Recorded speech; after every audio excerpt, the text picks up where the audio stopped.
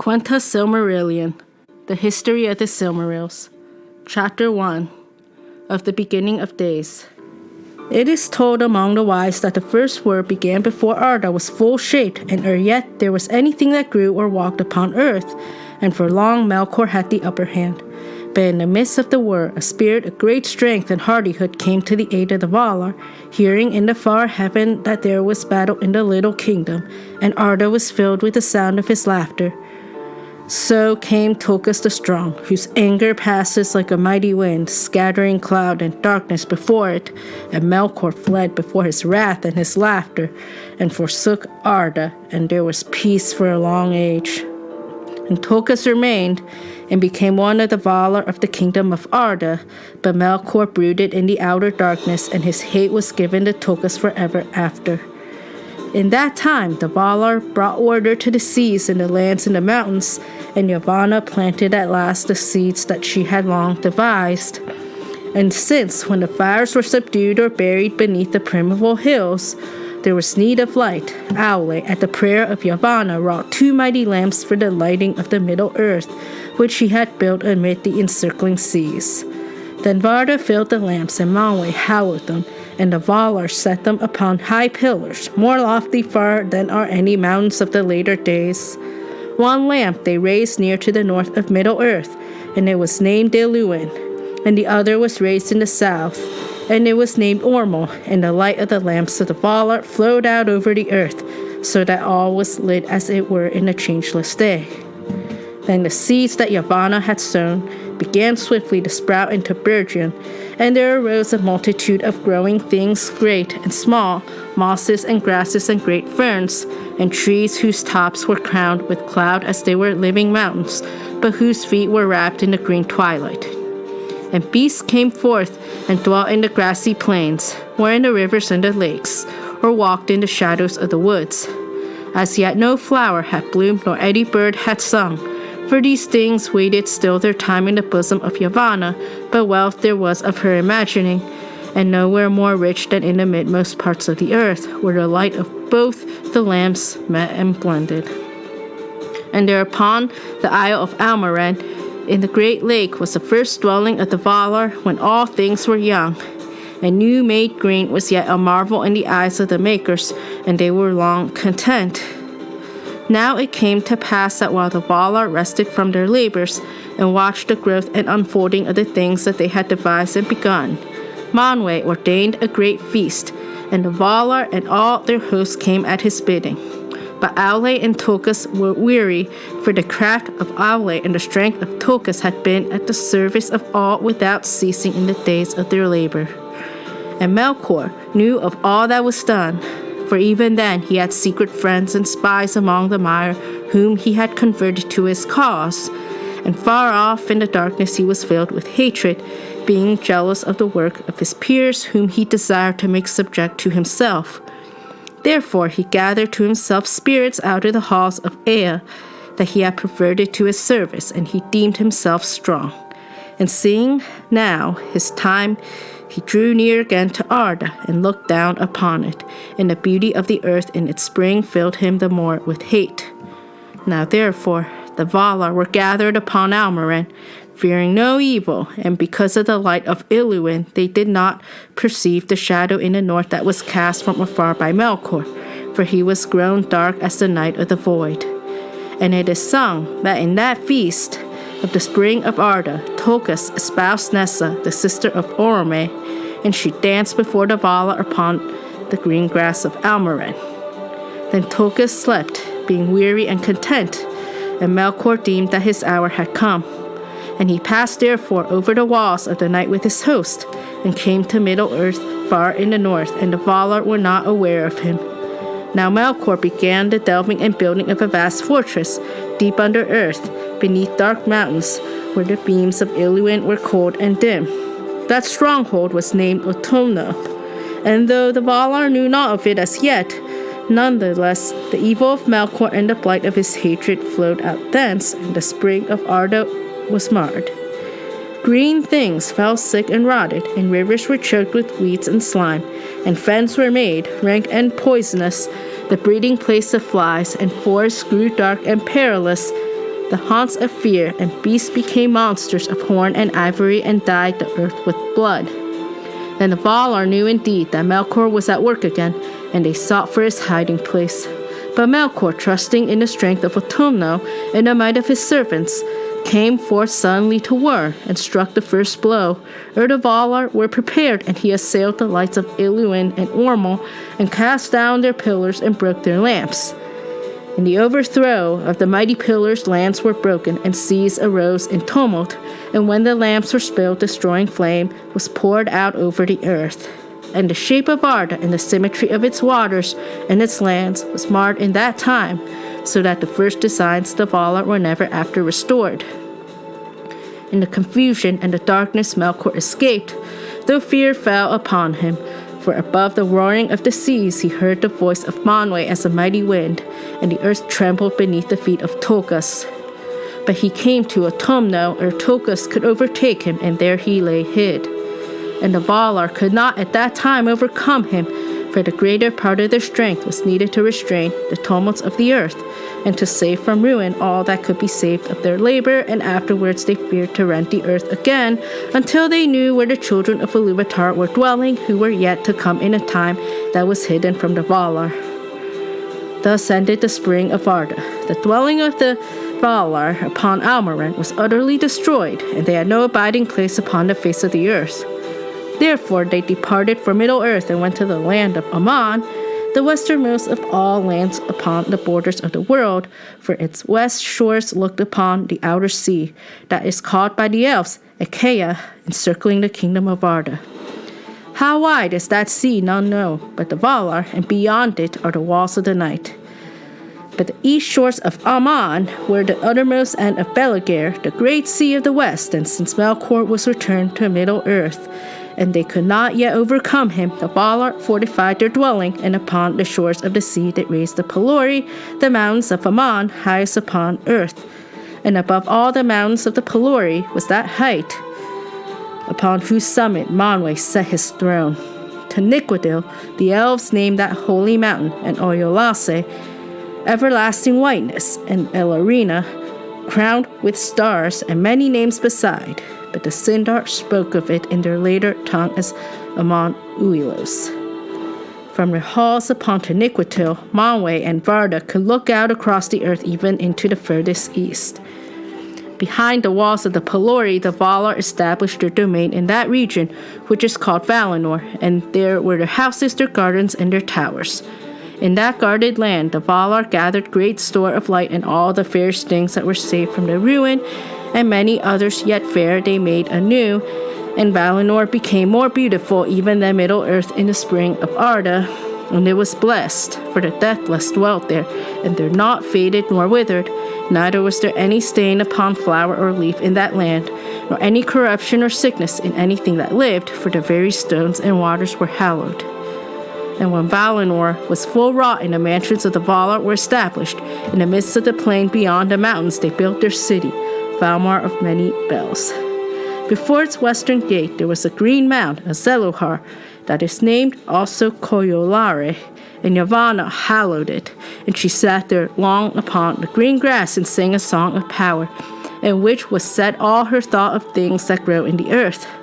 But Nienna thought in silence, and watered the mound with tears. In that time the Valar were gathered together to hear the song of Yavanna, and they sat silent upon their thrones of council in the Mahanaxar, the ring of doom, near to the golden gates of Valmar, and Yavanna Kementari sang before them, and they watched. And as they watched, upon the mound there came forth two slender shoots, and silence was over all the world in that hour, nor was there any other sound save the chanting of Yavanna. Under her song, the saplings grew and became fair and tall, and came to flower, and thus there awoke in the world the two trees of Valinor. Of all things which Yavanna made, they have most renown, and about their fate all the tales of the elder days are woven.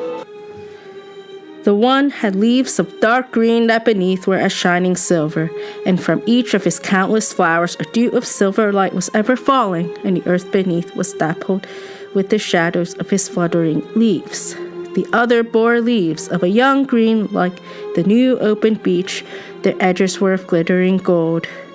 Flowers swung upon her branches in clusters of yellow flame, formed each to a glowing horn that spilled a golden rain upon the ground, and from the blossom of that tree there came forth warmth and a great light.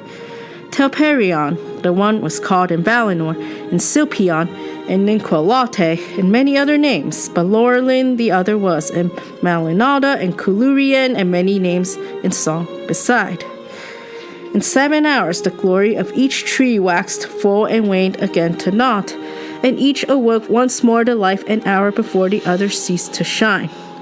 Thus in Valinor, twice every day, there came a gentle hour of softer light, when both trees were faint and their gold and silver beams were mingled. Telperion was the elder of the trees, and came first to full stature and to bloom, and that first hour in which he shone, the white glimmer of a silver dawn. The Valar reckoned not into the tale of hours, but named it the opening hour, and counted from it the age of the reign in Valinor. Therefore, at the 6th hour of the first day, and of all the joyful days thereafter, until the darkening of Valinor, Telperion ceased his time of flower, and at the 12th hour, Laurelin her blossoming. And each day of the Valar in Aman contained 12 hours, and ended with the second mingling of the lights, in which Laurelin was waning, but Telperion was waxing.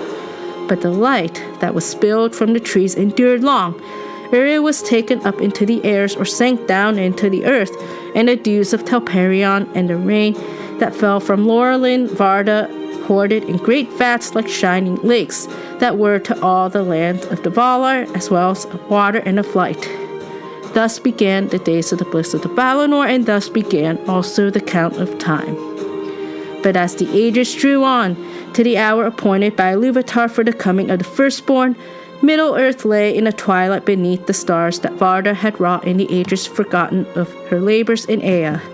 And in the darkness Melkor dwelt, and still often walked abroad in many shapes of power and fear, and he wielded cold and fire from the tops of the mountains to the deep furnaces that are beneath them.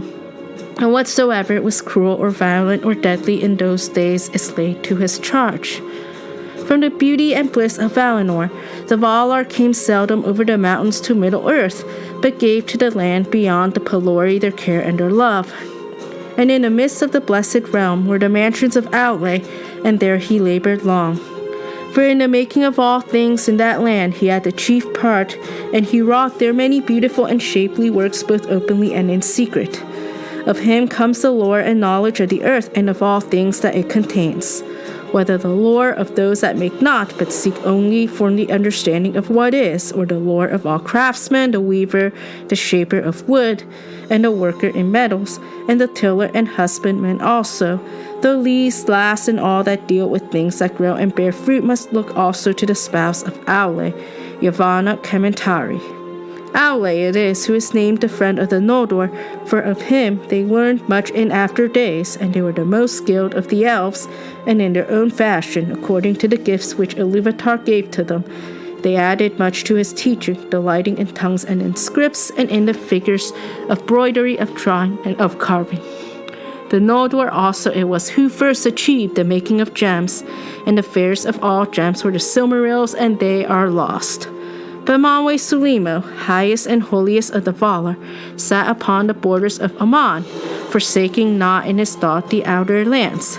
For his throne was set in majesty upon the pinnacle of Taniquetil, the highest of the mountains of the world, standing upon the margin of the sea. Spirits in the shape of hawks and eagles flew ever to and from his halls, and their eyes could see to the depths of the seas and pierce the hidden caverns beneath the world. Thus they brought word to him of well nigh all that passed in Arda, yet some things were hidden even from the eyes of Manwe and the servants of Manwe, for where Melkor sat in his dark thought impenetrable shadows lay. Manwe has no thought for his own honor, and is not jealous of his power, but rules all to peace. The Vanyar he loved best of all the elves, and of him they received song and poetry, for poetry is the delight of Manwe, and the song of words is his music. His raiment is blue, and blue is the fire of his eyes, and his scepter is of sapphire, which an Noldor wrought for him, and he was appointed to be the vicegerent of Ilúvatar, king of the world of Valar and elves and men, and the chief defense against the evil of Melkor. With Manwë dwelt Varda, the most beautiful, she who in the Sindarin tongue is named Elbereth, queen of the Valar, maker of the stars, and with them were a great host of spirits and blessedness. But Olmo was alone, and he abode not in Valinor, nor ever came thither unless there were need for a great council. He dwelt from the beginning of Arda in the outer ocean, and still he dwells there. Thence he governs the flowing of all waters, and the ebbing, the courses of all rivers, and the replenishment of springs, the distilling of all dews and rain in every land beneath the sky. In the deep places he gave thought to music great and terrible, and the echo of that music runs through all the veins of the world in sorrow and in joy. For if joyful is the fountain that rises in the sun, its springs are in the wells of sorrow unfathomed at the foundations of the earth.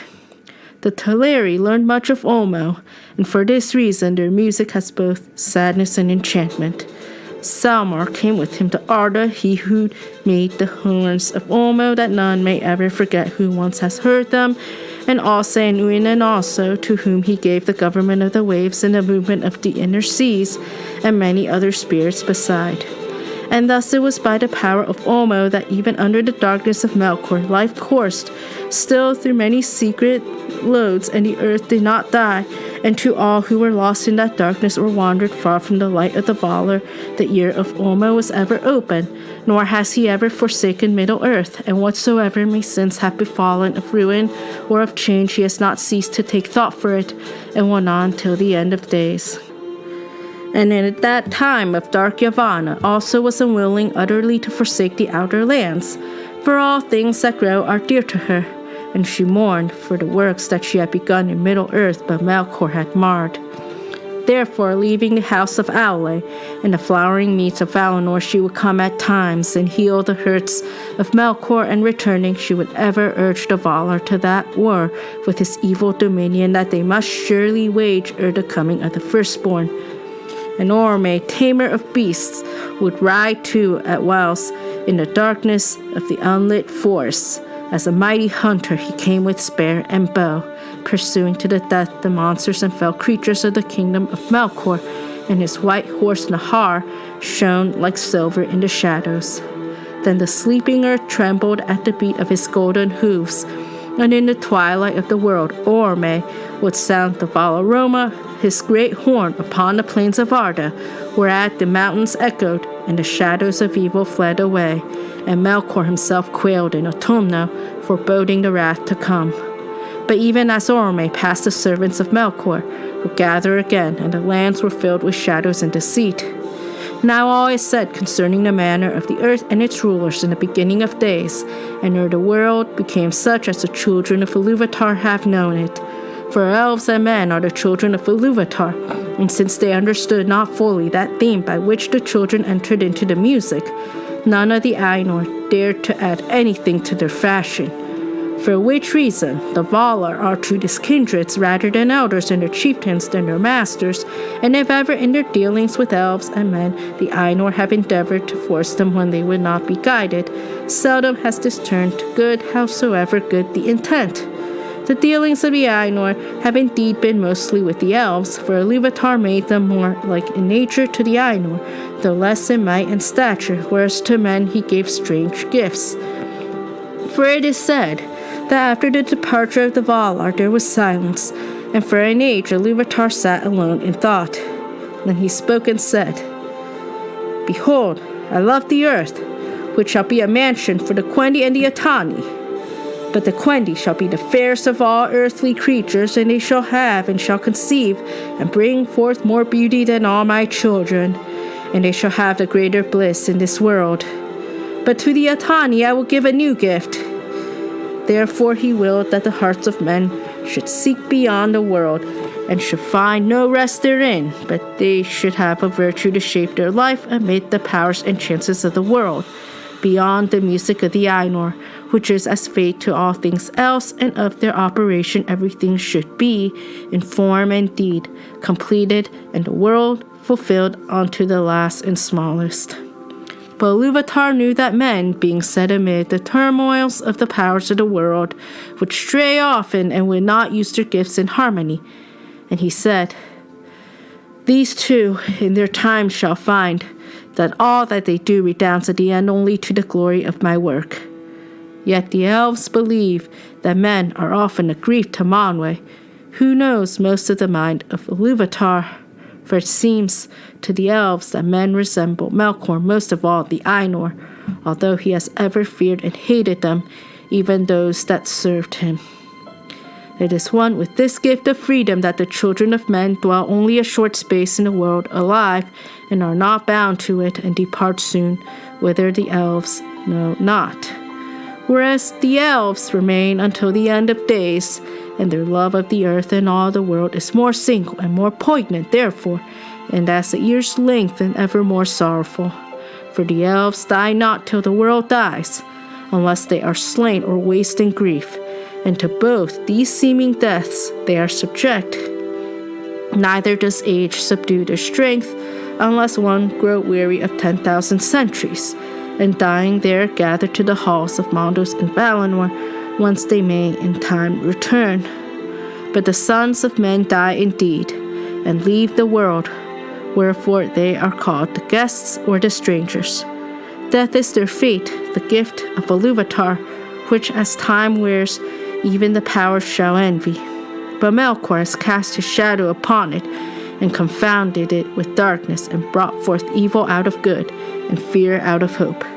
Yet of old the Valar declared to the elves in Valinor that men shall join in the second music of the Ainur, whereas Ilúvatar has not revealed what he purposes for the elves after the world's end, and Melkor has not discovered it.